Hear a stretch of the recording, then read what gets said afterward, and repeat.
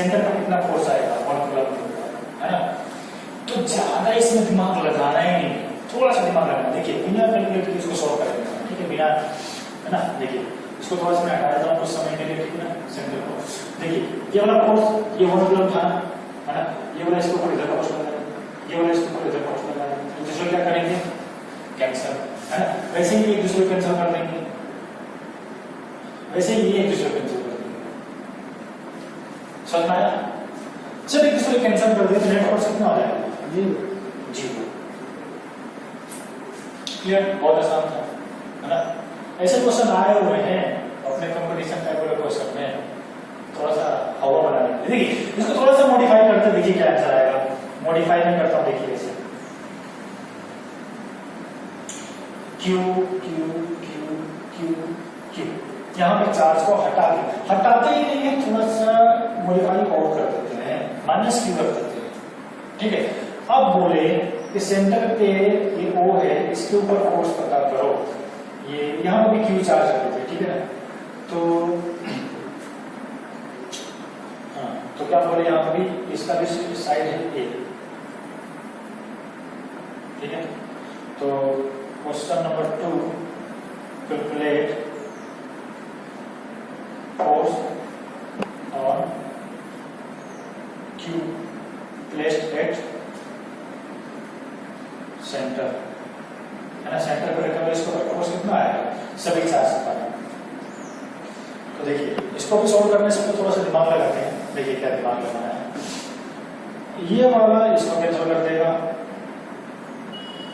ये वाला इसको कैंसिल नहीं करेगा, लेकिन ये वाला इसको जरूर कैंसिल करेगा। दोनों प्रोजेक्ट सेम है, सेम नेचर की तो कैंसिल करते हैं दूसरे को, ये दोनों सेम नेचर वाले नहीं है। अब देखिए क्यों कैंसिल नहीं करेगा बताता हूं। ये क्या करेगा, इसके ऊपर फोर्स इधर लगाएगा, ये प्लस है ना, समझ में आ रहा है नहीं आ रहा? ये प्लस है, ये प्लस है, तो प्लस अपनी तरफ क्या करेगा, भागेगा, जो भागेगा। अब ये माइनस है और ये प्लस है, तो माइनस वाला प्लस को क्या करेगा, अपनी तरफ खींचेगा, तो इसका डायरेक्शन भी इधर हो जाएगा। ये तो इसको भगा रहा है और अपनी तरफ खींच रहा है, इसको फोर्स क्या हो जाएगा, डबल। अगर सोचो यही प्लस होता तो इसको इधर भगाते, इसको इधर भगाते, तभी तो कैंसिल होता है ना। लेकिन अब क्या हो रहा है, ये माइनस है ना, लेकिन तो माइनस के अंदर इसको अपनी तरफ खींच रहा है, भगा भी रहा है। तो मान लो ये फोर्स कितना हो जाएगा, ये हो जाएगा Q square upon A square plus Q square upon A square, F net. यार मैं बता देता हूँ, F1 प्लस F2, ये अगर मान लो F1 है और ये F2 है, दोनों ऐड हो जाएंगे, फिर दोनों का डायरेक्शन क्या हो गया, सेम हो गया। और आप बोलोगे कि यहाँ पे Q square upon A square क्यों लिया, तो आपको पता होना चाहिए हेक्सागोनल में सेंटर से किसी भी कॉर्नर का इसका डिस्टेंस जो होता है ना, A के बराबर ही होता है। क्यों A के बराबर होता है, क्योंकि वाला एंगल 60-60 होता है, इक्विलेटरल ट्रायंगल फॉर्म करते हैं वाले, है ना। तो ये वाला फॉर्मूला आ जाएगा, कितना आ जाएगा, 2Q square upon A square, इतना फोर्स का वैल्यू आ जाएगा। क्लियर होगा ये चीज, ठीक। नेक्स्ट चलते हैं नेक्स्ट क्वेश्चन पे।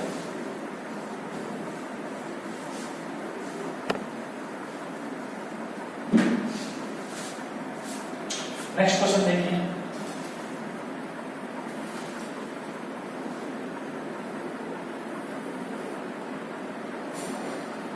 ये ए साइड का स्क्वायर है, ठीक है।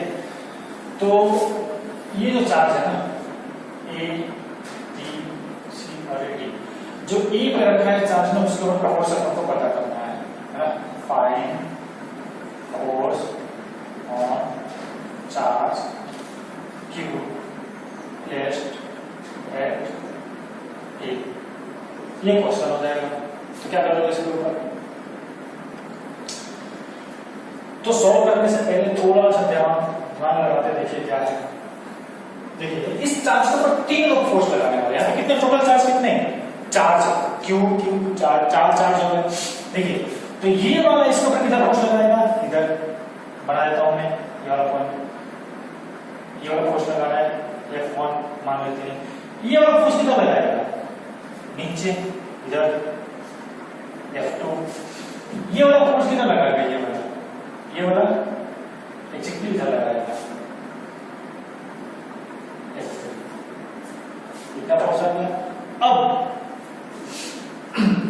देखिए इन दोनों का रिजल्टेंट किधर आएगा, इधर ही आने वाला। इन दोनों का रिजल्टेंट कैसे निकालेंगे, दोनों एक दूसरे के बीच में कितने एंगल बनाएंगे आप, ये वाला दोनों 90 डिग्री बनाएंगे एग्जैक्टली, है ना। तो F1 और F2 का वैल्यू अगर देखा जाए ना, थोड़ा सा देखिए ध्यान से बताता हूँ। F1 और F2 का वैल्यू एग्जैक्टली सेम आएगा, कुछ भी एक वैल्यू ले लेते हैं, F ले लेते हैं, ठीक है ना, F ले लेते हैं, ठीक। क्यों सेम आएगा, देखिए ये दोनों चार्ज सेम, दोनों के बीच की दूरी से, ये दोनों चार्ज सेम, दोनों के बीच की दूरी से, ये दोनों चार्ज सेम है, दोनों के बीच की दूरी सेम नहीं है। ये वाला दूरी अगर आप कैलकुलेट करोगे पता चलेगा तो 2 किया है ना। तो ये दूरी सेम नहीं है तो फोर्स भी अलग होगा, इसलिए मैंने F3 अलग लिखा है, ठीक है। लेकिन यहाँ पे F1 और F2 का मैग्नीट्यूड क्या होगा, डायरेक्शन अलग अलग है लेकिन मैग्नीट्यूड क्या होगा, सेम होगा, ठीक। तो अगर हम इसका रिजल्टेंट निकालेंगे, resultant of F1 and F2, तो क्या आ जाएगा, Fr इक्वल टू जाएगा √2F।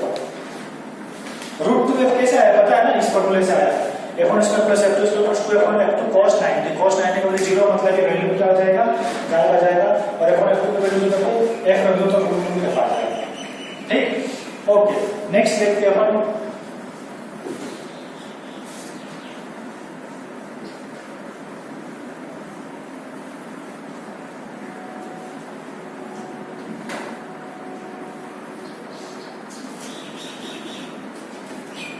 है ना। तो इस सेक्शन में मैग्नीट्यूड कितना आ गया, R मैग्नीट्यूड आ जाएगा √2F प्लस ये इसका वैल्यू कितना आ जाएगा, Q स्क्वायर अपॉन √2A का है ना, Q1 Q2 का square, sorry Q1 into Q2 मतलब Q स्क्वायर हो जाएगा, दोनों के बीच का दूरी मतलब √2A का स्क्वायर हो जाएगा, ठीक है। तो ये हो जाएगा √2, मतलब F का वैल्यू लिख ही देते हैं, F का वैल्यू क्या हो जाएगा, KQ square upon A square plus KQ square upon 2A square, ठीक। तो KQ square upon A square common आ जाएगा, √2 प्लस 1/2 आ जाएगा, ये हो जाएगा Fr। ये मैग्नीट्यूड का ध्यान रखना, ये क्या है मैग्नीट्यूड। अगर आपको बोले कि इसको वेक्टर के फॉर्म में लिखो तो वेक्टर के फॉर्म में लिख सकते हैं, ठीक। वेक्टर के फॉर्म में लिख सकते हैं, ये y के डायरेक्शन में जाना है, ये x के डायरेक्शन में जाना है, इन दोनों का कंपोनेंट ले लेंगे, ये वाला कंपोनेंट आ जाएगा, ये वापस x के डायरेक्शन में जाएगा और y के डायरेक्शन में जाएगा, इन दोनों को जोड़ देंगे तो कंपोनेंट के फॉर्म में आ जाएगा, ठीक। x और y के कंपोनेंट के फॉर्म में आ जाएगा, ओके। नेक्स्ट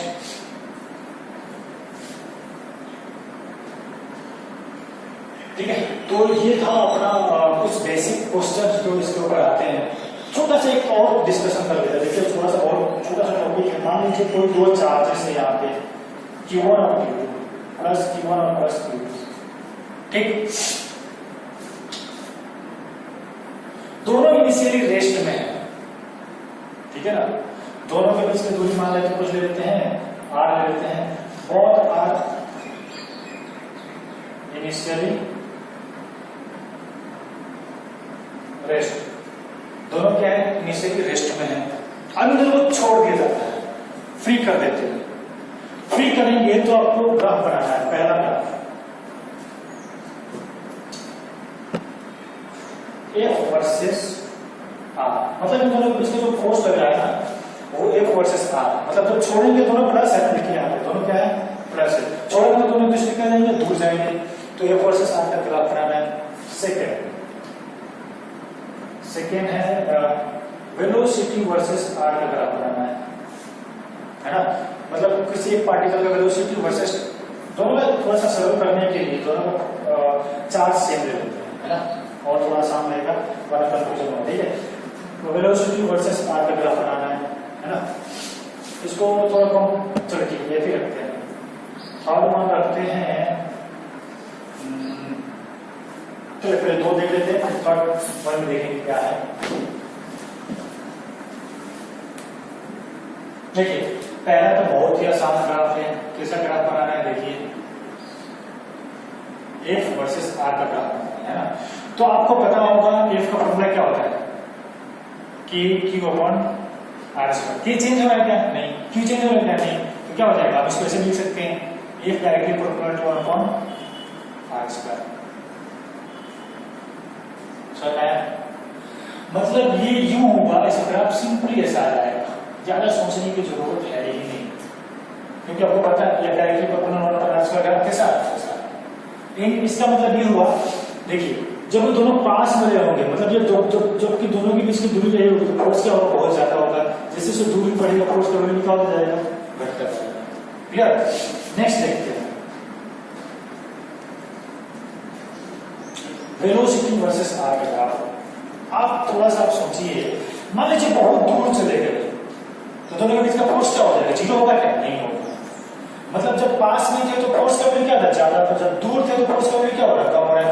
मतलब जब दूर है तभी भी उनको फोर्स क्या लग रहा है, थोड़ा थोड़ा फोर्स तो लग रहा है ना। थोड़ा थोड़ा फोर्स लगने का मतलब ये हुआ एक्सेलरेशन होगा। एक्सेलरेशन होगा तो वेलोसिटी क्या होगा, लगातार बढ़ेगा। भले दूर जा रहे हैं, जितना शुरुआत में वेलोसिटी कम है, जब छोड़ेंगे तो थोड़ा ध्यान रखेंगे। देखिए दोनों पहले इनिशियली क्या रेस्ट है, वेलोसिटी कितना होगा, जीरो। जैसे ही छोड़ेंगे तो उसमें से दूर भागना स्टार्ट करेंगे, जैसे दूर भागना स्टार्ट करेंगे वेलोसिटी क्या होगा, बढ़ेगा, लगातार बढ़ेगा जब तक ये अनंत पर नहीं चले जाते। अनंत पर जाने का मतलब क्या होगा पता है, अनंत पर जाने का मतलब आर का वैल्यू इनफाइनाइट हो जाएगा। आर का वैल्यू इनफाइनाइट हो जाएगा, 1 अपॉन इनफाइनाइट का स्क्वायर क्या हो जाएगा, जीरो। मतलब इनफाइनाइट पे जाएंगे तभी फोर्स का वैल्यू जीरो होगा। मतलब इनफाइनाइट का उनका एक्सेलरेशन कितना होगा, जीरो। मतलब शुरुआत में जो वेलोसिटी जीरो था उसका वैल्यू कैसे बढ़ेगा, ऐसे बढ़ेगा।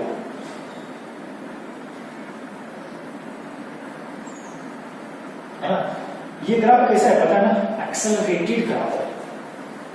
शुरुआत में देखिए वेलोसिटी क्या हो जाएगा, तो मतलब सिंपली अगर आप इसको बोलेंगे तो लिनियरली ग्राफ नहीं आएगा। कैसा आएगा, वेलोसिटी लगातार बढ़ते जाएगा। एक्सेलरेटेड ग्राफ का एक्सेलरेटेड ग्राफ कैसे आता है ना, मींस वेलोसिटी क्या होगा, धीरे धीरे दूरी के साथ बढ़ता है, मींस लगातार बढ़ेगा जब तक वो कहां पर बढ़ना बंद होगा, जब वो आर का value R tends to infinity तो क्या हो जाएगा, वेलोसिटी का वैल्यू बढ़ना बंद हो जाएगा। वहां पे जाके जाने के बाद ग्राफ क्या हो जाएगा, मान लीजिए ये वाला वैल्यू इनफिनिटी रिप्रेजेंट कर रहा है, वहां पे वेलोसिटी वर्सेस दूरी का डिस्टेंस ग्राफ कैसा आएगा, स्ट्रेट आएगा। मतलब वेलोसिटी बढ़ना बंद हो जाएगा। तो ये सिंपल सा क्वेश्चन भी कभी कभी पूछ लिया जाता है ना, velocity versus distance, force versus distance. ठीक।